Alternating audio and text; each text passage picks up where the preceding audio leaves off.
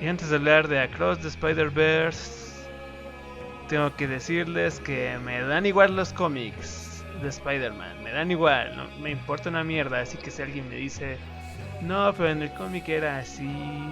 No, pero en el cómic este Miles es asiático. Me da igual. La película que vi es de lo que voy a hablar y lo demás me importa una mierda.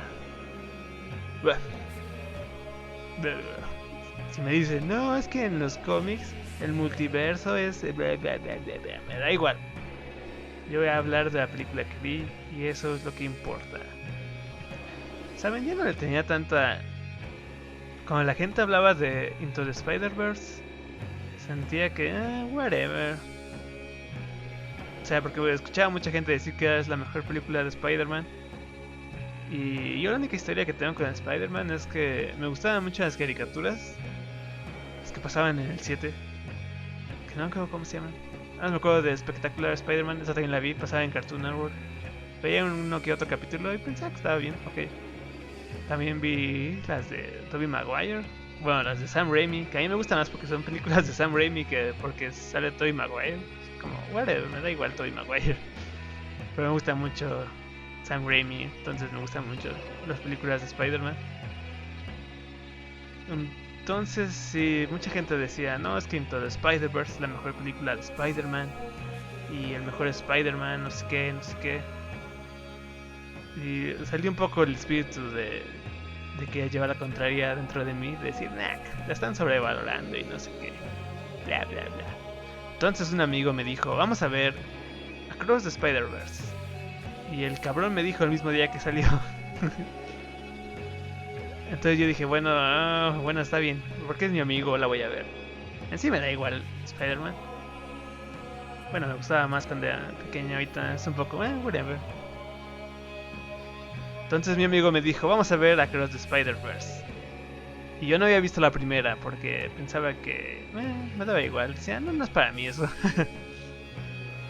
Así que puse un resumen de Fede Lobo y no estaba...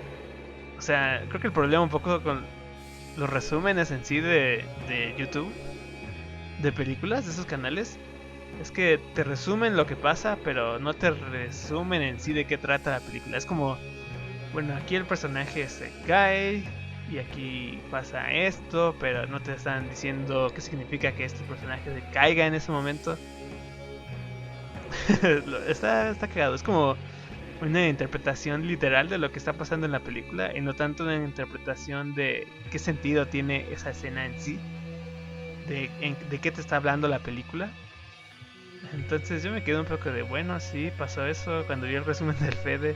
No es que los videos del Fede tengan algo malo, tiene buena comedia el Fede, pero sí es un poco como una interpretación literal de lo que está pasando en las escenas. Es como decir, y aquí Spider-Man brinca y aquí Spider-Man se cae, pero no te explica en sí qué significa para este personaje el que se caiga o qué significa el que se levante, ¿no? Sí, son resúmenes muy literales de lo que está pasando. Por ejemplo, cuando este Miles habla con, bueno, cuando su papá, el papá de Miles, Jeff, habla con Miles, dice en un resumen, me acuerdo mucho que decía, y aquí el papá le da su discurso motivador, pero o sea, sí es eso, es literal lo que está pasando, pero no te está diciendo el qué significa lo que le está diciendo el papá de Miles o el por qué lo motiva tanto a este Miles. No le está diciendo que espera mucho de él y que quiere ver eh, que, de qué es capaz, sino que nada más te dicen, aquí está el discurso motivador para que Miles pueda ser Spider-Man. Sí, está cagado. Pero sí, me arrepentí mucho de no haber visto Into the Spider-Verse desde antes. Entonces la puse y la estaba viendo 2 horas antes de que fuera a verme con mi amigo. Entonces vi las dos películas el mismo día y estuvo cagado. Fue una experiencia rara que me hubiera gustado más verla con tiempo Into the Spider-Verse. Pero aún así me gustó mucho. Y ahora sí pude comprender por qué a la gente le gustaba mucho Into the Spider-Verse. Es una película con mucho amor. Pero no estamos hablando de Into the Spider-Verse, vamos a hablar de Across the Spider-Verse. que es otra película con que siento que la gente le está gustando mucho. En todas las reseñas que he visto dicen it's the perfect movie, the perfect no sé qué, la perfecta secuela, la perfecta película de Spider-Man, la perfecta. Y siento que lo único que están provocando es que van a salir los inevitables. No, yo pienso que la están sobrevalorando. Bla, bla, bla, bla, bla. Sí, es un poco cansado que todos digan lo perfecta que es esta película, pero tampoco hay que darle la razón a los que dicen que la están sobrevalorando. O sea, está bien que no te guste Across the Spider-Verse, pero aún así es una buena película. Me gustó mucho, y más porque toca muchas cosas curiosas. Habla de muchas cosas esta película. Si lo hace bien o mal, ya depende de cada quien. Bueno, no, habla bien de las cosas que habla. Tiene muchas cosas curiosas. El lenguaje cinematográfico. No es cierto, en realidad no sé muy bien cómo define el lenguaje cinematográfico.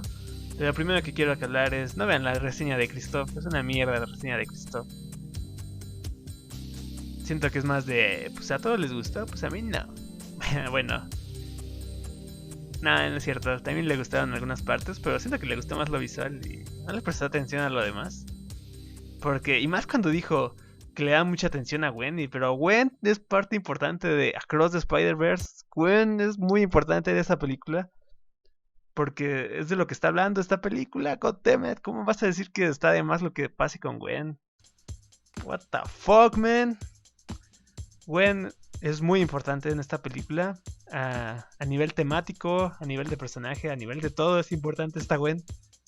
Por eso es que la película abre con Gwen Stacy, goddammit. No solo es Miles, es Gwen. Son los dos. Son los personajes principales. Gwen, Stacy, La Mancha. También es muy importante La Mancha. Pero en especial, Gwen. Y no es nada más porque sí, tiene una razón de ser por qué Gwen es tan importante. También cuando dijo, y el guión es esto, que no era tan buena la historia. What the fuck, I'm listening. Y el problema no es que diga eso, el problema es que no te dice el por qué. No te dice exactamente en qué, el por qué no te gusta la historia, o exactamente por qué no te gusta el guión. Nada más lo dice así y es como, bueno. Lo que me caga más es que tenga tantas vistas y en sí no te está diciendo nada de la película. Más que está muy bonita, y sí, es una película muy bonita de ver, muy bonita. Pero a nivel de guión, yo siento que está ok. Tiene muchas cosas que me gustan, que he notado mucho en esta Into the Spider-Verse. Es que tiene diálogos que son muy... No quiere decir que sean tan naturales, pero por ejemplo, cuando el tío de Aaron le dice a Miles de keep going, de sigue adelante.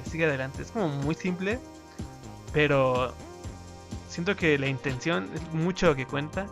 O sea, no tiene diálogos así de súper profundos, entre comillas, pero son simples, pero muy efectivos, se te quedan muy grabados, muy de lo que las personas en la vida real dirían.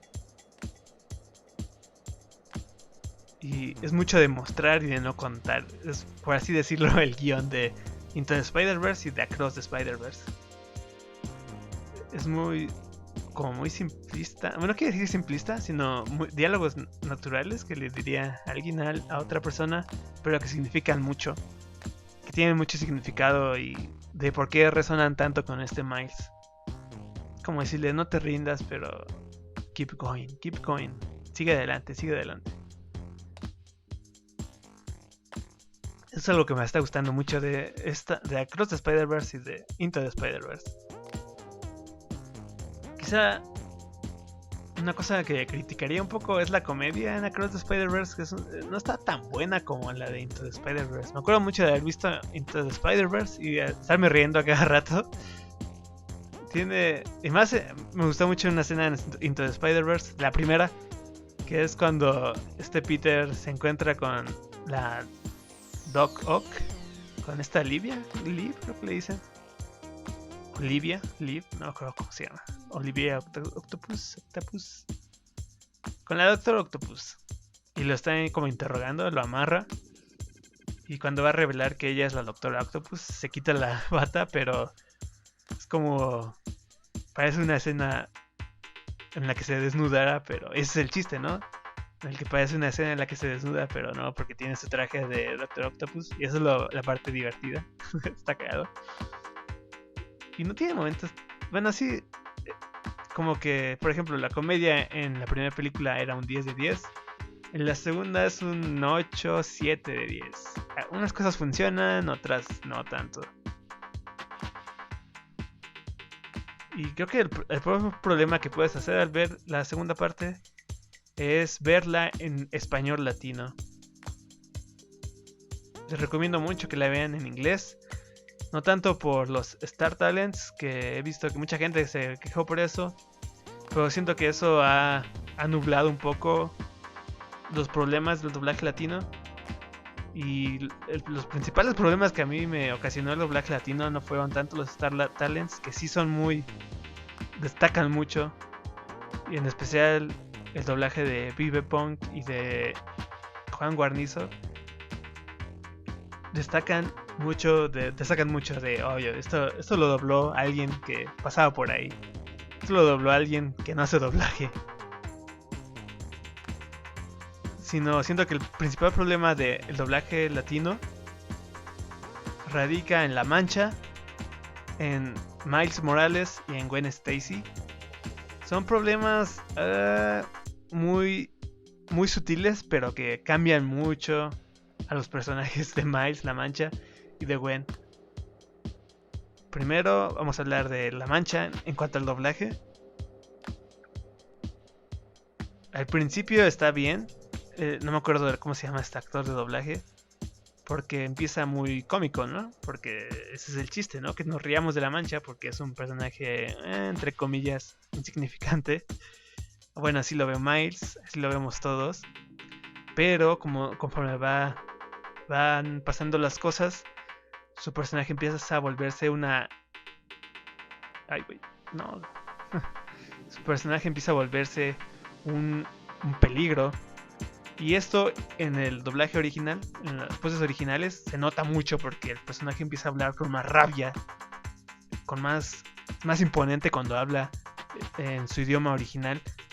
Pero como que al actor de La Mancha en latino se le olvidó y seguía sonando cómico en los momentos que se supone que tiene que hablar con más intensidad y con más rabia. Entonces sí son esos pequeños aspectos sutiles que no supieron interpretar en el doblaje latino y pues no tienes la imagen real de lo que está pasando en la película. Porque son muy importantes esos aspectos pequeñitos que se le pasan o no sé por qué no los aplicaron.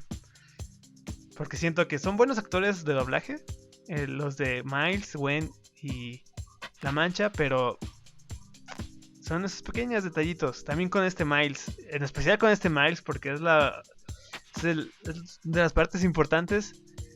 Y el problema del doblaje latino con Miles no es tanto los diálogos así normales, siento que hace un buen trabajo en ese aspecto, sino es cuando son los momentos en los que Miles está enojado, o sí, en los momentos en los que Miles está enojado, en en el aspecto latino, bueno, en el doblaje latino suena de, no sé, suena muy como de niño enojado. Y en el doblaje original no suena así. Suena muy diferente en el... ¿Esto de qué es? Bueno, ya se acabó ese. Sí, es muy de... espérame, ya me desinflé. ¿De qué estaba hablando? Ni modo, ahora vamos a poner el Spider-Man Long Play. Vamos a ver qué sale. No, ese no. Porque aún no lo juego, ya me dio curiosidad de jugarlo. Vamos a poner el de Play 1, que es más o menos largo.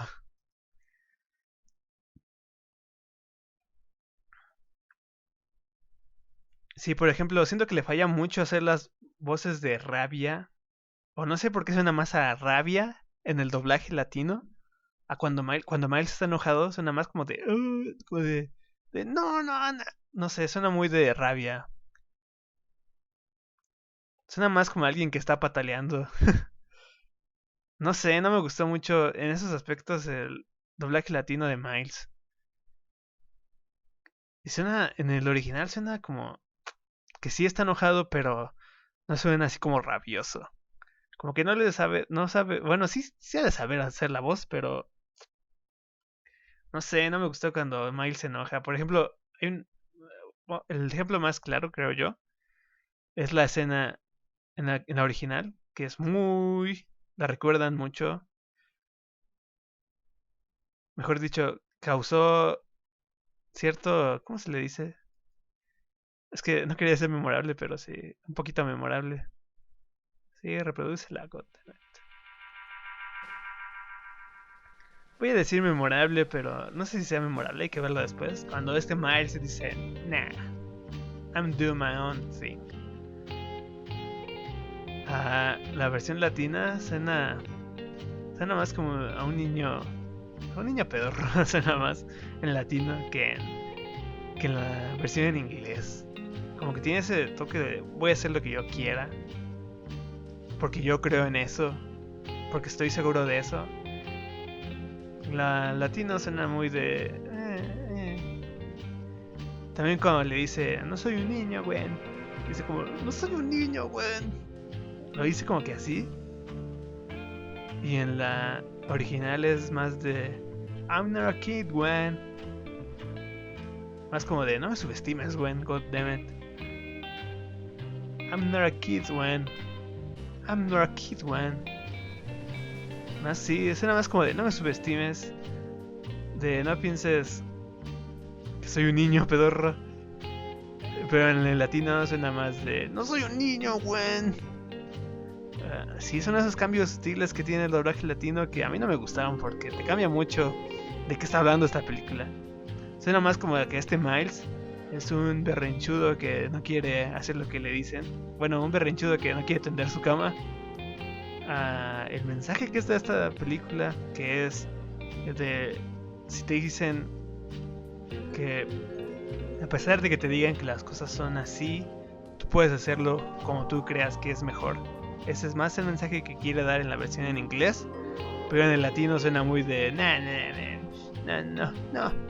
Suena más de, no sé, tipo berrinchudo que no se quiere ir a dormir. Y también un poco con Gwen. Suena muy a actriz de telenovela en los momentos dramáticos. Más cuando habla con su papá suena muy de actriz de telenovela, de sobreactuar. En sí no es tanto un problema de Miles y Gwen. No quiero hacerlos quedar mal a los actores de doblaje, pero sí son estos cambios pequeñitos, pero que afecta mucho el mensaje que te están dando. Y te pueden también distraen un poco porque la primera vez por desgracia la vi en latino y me arrepiento mucho de haberla visto en latino. Entonces te quedas con otro mensaje. Pero bueno, ahora sí vamos a hablar de Across the Spider-Verse. Ya sin de olvidarnos un poco del doblaje latino. Me gustó un montón. Aquí hay que... Voy a decir que es buena película. También quiero hablar un poco de esto, sino el que una película sea buena y reconozcas que sea buena, está bien. No necesariamente te tiene que gustar. Por ejemplo, mucha gente habla de lo buena que es El Padrino y yo estoy de acuerdo, pero a mí no me gusta El Padrino. Pero puedo reconocer todo lo que hace bien El Padrino. Aún así a mí no me gusta porque no conecto tanto con ella, por así decirlo. Si a comparación de Across the Spider-Verse, que creo que es una muy buena película y con la que conecto mucho emocionalmente. O sea, siento que por eso me ha gustado mucho, porque me he sentido muy identificado con Miles. Bueno, no tanto así, ¿no? O sea que Si alguien te dice lo genial que es esta película, es que sí, siento que la gente habla un poco. A mí me gustó mucho y es una de mis películas favoritas de Spider-Man. Pero siento que la gente habla más del aspecto visual, que está bien, porque es es muy bonita visualmente. Pero no hablan tanto del aspecto emocional que también tiene, que es muy bueno. Y me gusta mucho que haya empezado con Gwen, porque tienes que verla mínimo unas 2 veces para darte cuenta de muchas cosas. Y por ejemplo, Gwen empieza con nos empieza hablando de cómo le hizo daño a su amigo. Y la primera vez que lo ves piensas que está hablando de este Peter Parker, de su universo. Pero en realidad no está hablando de Miles.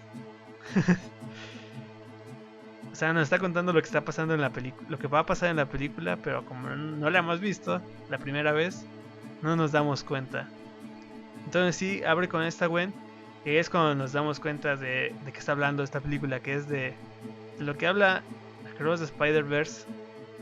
Siento yo que es de cómo se empiezan a separar las personas por los problemas, por así decirlo, emocionales que tengan. O sea, en este caso, el villano en sí es Gwen. Bueno, el villano, no quiero decirle villano, pero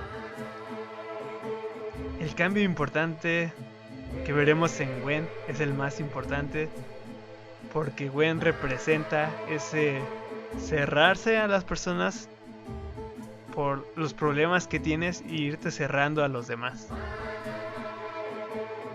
Y al contrario de Miles, que él se empieza a abrir más con sus seres queridos, Gwen se empieza a cerrar más, se empieza a cerrar mucho esta Gwen, lo cual causa problemas con Miles, le causan problemas con Miles y le causan problemas con su papá. Bueno, es un poco justificable el cambio que tiene con su papá, como que ambos personajes, el papá de Gwen y esta Gwen, como que es lo que aprenden mientras va avanzando la película. Bueno, el cambio del papá de Gwen no lo vemos, es un poco off-screen, lo vemos al principio y al final. Pero con Gwen es porque como que tenía ese problema de abrirse con los demás. Eso nos lo deja un poco en claro cuando habla de Peter, de que él no lo conocía del todo. Bueno, sí lo conocía, pero de que no sabía lo que él estaba pasando por dentro, por así decirlo. Y que ellos tampoco sabían lo que ella estaba pasando por dentro. Y que es un poco de que a ella le da miedo el abrirse con su papá, porque le da miedo el cómo reaccione.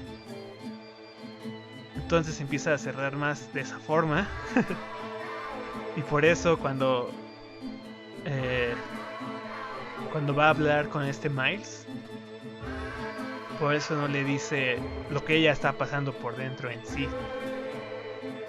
Entonces siento que la película va mucho de eso, de cómo te empiezas a cerrar y empiezas a dañar tus relaciones con los demás, en especial por Gwen. Siento que ese es el cambio que sufre esta Gwen cuando ella por fin se abre con su papá y le cuenta ya, ¿no? Todo. Eso es lo que pasa al final. Es más o menos su arco. Por eso también cuando la gente dice que esta es una película incompleta, sí, pero no. La película tiene un mensaje que abre con Gwen y se cierra con Gwen. Eso es lo que aprende Gwen en esta película. El abrirse, el abrirse. El abrir lo que siente, a pesar de lo que pueda ocasionar, ¿no? O lo que le puedan decir. Y es un poco el mensaje que Miles reafirma. Siento también que las personas vieron un poco la película y la vieron muy literal de lo que estaba pasando. Por ejemplo, la escena, quiero hablar mucho de esta escena, en la que Miles y Gwen están hablando. Es como en una catedral, o no me acuerdo bien cómo se llama. También tiene, no sé, cuando están hablando de los personajes aquí, hay muchas veces en las que... bueno, olvídense lo que estaba diciendo. El chiste es que Miles y Gwen están hablando en un edificio como una catedral. Y puedes ver como cuando Miles le pregunta, creo que sí es así, que le pregunta de qué pasó con su papá, o el que él está pensando en decirle a sus papás de que él es Spider-Man, cómo la cámara cambia. Estamos con Gwen boca arriba, ¿no? ¿Cómo se dice? No, cambia de boca arriba a boca abajo. Y le dice esta Gwen, no les digas a tus papás. Y cómo cambia la dirección de la cámara hacia abajo, boca abajo. De cómo esto también afecta a Miles. Bueno, ella me dijo que no me abriera, entonces yo tampoco me voy a abrir. Porque creo que esa es la razón del por qué Miles no le dice en ese momento a su mamá que él es Spider-Man, cuando hablan después. Porque él como que se queda pensando y de nuevo él se va junto con ella. Se sientan otra vez. Creo que está por aquí en YouTube. Vamos a ponerla en lugar de Spider-Man. Vamos a verla. Ya que estamos aquí, goddammit. Vamos a hablar de todo lo que nos gustó de esta película. Bueno, lo que la estoy buscando.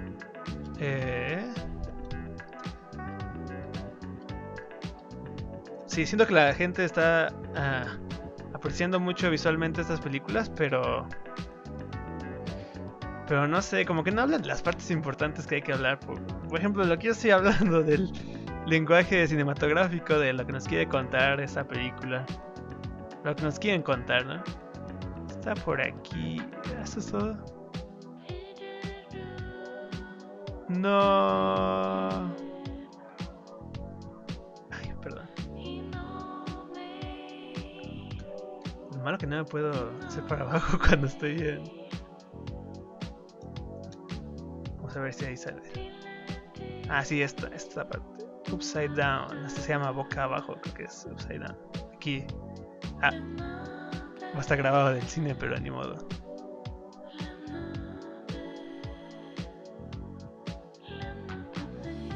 Mira, hasta aquí vemos como le empieza a ocultar cosillas a Miles de que él no quiere que ella no quiere que sepan porque sabe que le van a afectar, ¿no? Porque es un tema delicado el que Miles con lo de la sociedad y que ella sabe de que él es una anomalía y todo eso. Y no le quiere decir y por eso empieza a fracturarse la relación entre ellos dos. Pero aquí creo que es cuando le pregunta a Miles de si ella le va a decir a sus papás. Bueno, que él le va a decir a sus papás que él es Spider-Man. Y entonces esta Gwen le dice, no les digas. Y por eso es como que cambia. Y nos vamos para abajo. Y podemos ver cómo esta Gwen tiene como que tiene... Visualmente podemos ver que tiene el mundo boca abajo, por así decirlo. Es como que muy literal la metáfora aquí. De Gwen tiene el mundo hecho un desastre. Y Miles no, porque Miles tenía pensado contarle a sus papás y abrirse con ellos. Y aquí es cuando él cambia de parecer y entonces como que él puede ver el por qué ella no, pero es como le hace cambiar de parecer y ahora él ve el mundo como ella lo ve. Por eso ya cuando habla con su mamá después ya no le dice que él es Spider-Man. Es como que ella le metió ese miedillo. Y también otra cosa de la que hablan estas películas es de los eventos canónicos, que es como en latino así. Creo que lo que quiere decir con los eventos canónicos es que, por ejemplo, que las personas, en este caso Miguel O'Hara, en sí, cuando creen que algo es como debe ser, debe entre comillas, que ellos esperan que todos sigan que todos sigan esa regla, por así decirlo. Y Ay, me asustaba mi perro. Y Miles representa más un yo voy a hacerlo como yo creo que es. Voy a hacerlo a mi manera. Pero porque yo lo creo así, yo creo que puedo hacerlo así. Y Miguel es ese, no, las cosas deben de ser así y si no, no funcionan. Entonces aquí también creo que esta Gwen cree un poco también en eso. Porque aquí podemos ver cuando le dice que en muchas realidades esta Gwen se enamora de Spider-Man. What the fuck? ¿Dónde está aquí? Por acá.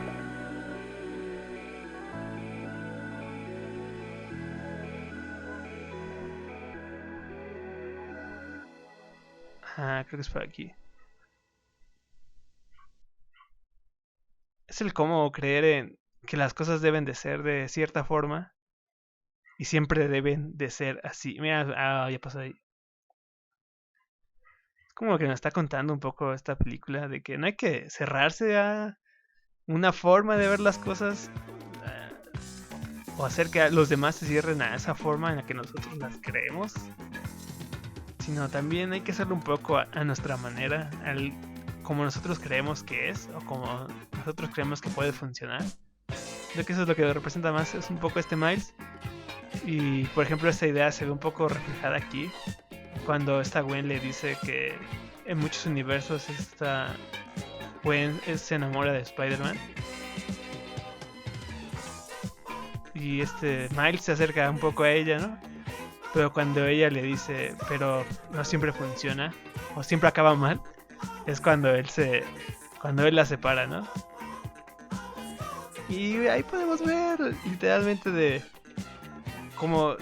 si crees en esas cosas, como que te empiezas a separar de la gente se empieza a separar un poco de ti. Y también está bien porque luego este Miles le responde, ¿no? De siempre hay una primera vez para todo. Y es como esa actitud que tiene este Miles, ¿no? De yo puedo hacer que las cosas funcionen si creo, bueno, no si creo, sino que al menos lo quiero intentar.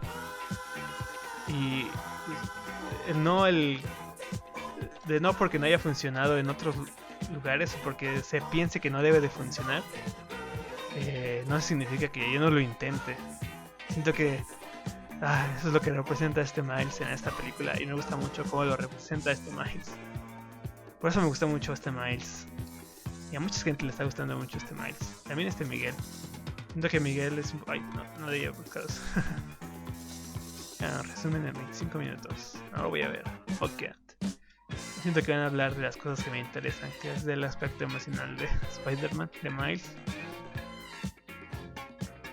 Y entonces por eso me gusta mucho cómo también después, cuando la gente dice que es lenta, no sé por qué dicen que es lenta, siento que la gente nada más quiere ver superhéroes peleándose.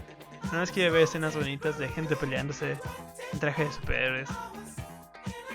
Y por ejemplo cuando dicen que las escenas con Rio, con la mamá de Miles, con Rio y con Miles, que es la peor parte de la película, o que son muy lentas, digo, what the fuck. Man, es la parte importante que tienes que ponerle atención, porque es lo que te está dando a entender, bueno, lo que te está mostrando la influencia que tiene su mamá con Miles y que debe de tener. Por ejemplo, cuando habla con su mamá, ella le dice de que no dejes que la gente te diga que no perteneces o que no eres cierta cosa, que es literalmente lo que le funciona a Miles para cuando se está enfrentando con Miguel O'Hara. Es lo que le da hasta la fuerza, ¿no? Para decir, no, yo soy Spider-Man, a pesar de que Miguel O'Hara le diga que no, que él es una anomalía y que él no debería de ser Spider-Man. Y es como que lo establecen al principio y luego por eso cuando regresa con su madre en el otro universo, en la Tierra no sé qué 42, que ya no es mamá, que le dice Miles de gracias a lo que tú me dijiste pude hacerles frente y los vencí a todos. Por eso es que se da cuenta Miles de que les debe de decir que él es Spider-Man, porque ellos lo mantienen con la cabeza en alto. Entonces ellos también deben de conocer su secreto. Por eso Miles les dice que él es Spider-Man.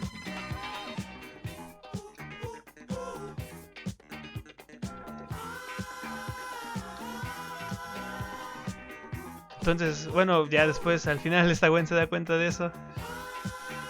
Bueno, no de eso. Mejor dicho, ya que Gwen regresa con sus papás, también con su papá, otra escena preciosa de esa película. Me encantó. Pero más por lo que te están mostrando, ¿no?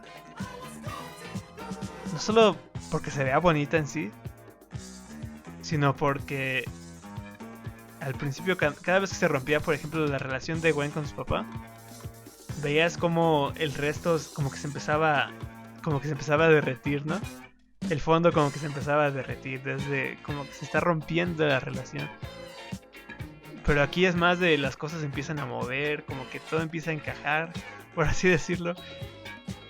Y al final cuando su papá le dice que él no va, que él renunció a ser capitán, es cuando ella se da cuenta que él no va a morir porque renunció a ser capitán. Y entonces los eventos canónicos no son algo algo que se deba de seguir al pie de la letra. Y también es cuando se da cuenta que este Miles está en lo correcto. Por eso decide reunir a todos los Spider-Man que ya había conocido. Y por eso deciden ayudar a Miles. Y no solo te lo dan a entender ahí, también cuando Miguel O'Hara les dice que si rompen estos eventos canónicos, los universos empiezan a desaparecer. En la Tierra 42 no ha desaparecido, a pesar de que Miles Morales debería ser Spider-Man ahí, pero ahora es el Prowler, ¿es como le dicen? Y ese universo no ha desaparecido. También el de la India no está desapareciendo porque Miles haya salvado al Capitán Sin, sino está desapareciendo por la mancha que empieza a absorberlo todo. Más por el colisionador, ¿no? Cuando explota. Es el por qué empieza a desaparecer el universo de este Miles. Me llevo la comida. Entonces sí, es como de... Es cuando Gwen... Y entonces cuando Gwen habla con su papá se da cuenta que su papá se va a salvar porque es un capitán. Porque ya no es capitán. Se da cuenta que los eventos canónicos son una mentira. Bueno, no una mentira, porque mentira implica que lo están haciendo intencionalmente, sino que son una mala interpretación de Miguel O'Hara. También me gusta mucho de el que ella se haya abierto con su papá, que ella le haya contado las cosas, es casi lo que lo salvó a su papá. Porque cuando él le dice renuncié a ser capitán, ella le dice ¿desde cuándo? Y él le dice a la mitad de tu discurso, ¿no? Como dando a entender de que gracias a lo que ella le estaba contando es que él se dio cuenta y renunció a ser capitán. Tiene muchos aspectos bonitos, por eso es que me gustó mucho esta película. Y no sé, a lo mejor a ustedes no les parece tan impresionante o tan interesante, pero a mí sí. Fuck it. Me gustaba mucho ese mensaje de que contarle a nuestros seres queridos lo que nos está pasando y esos vacíos emocionales. Me gusta mucho también como lo dijo Dayo, ¿no? Que la mancha representa ese vacío emocional porque él también se siente vacío al no ser el supervillano de Spider-Man, y cómo llenamos esos vacíos. Vean el análisis de Dayo, me gusta mucho. Pero bueno, creo que ya era todo lo que quería contar. Creo que sí, si no ya saldrá después.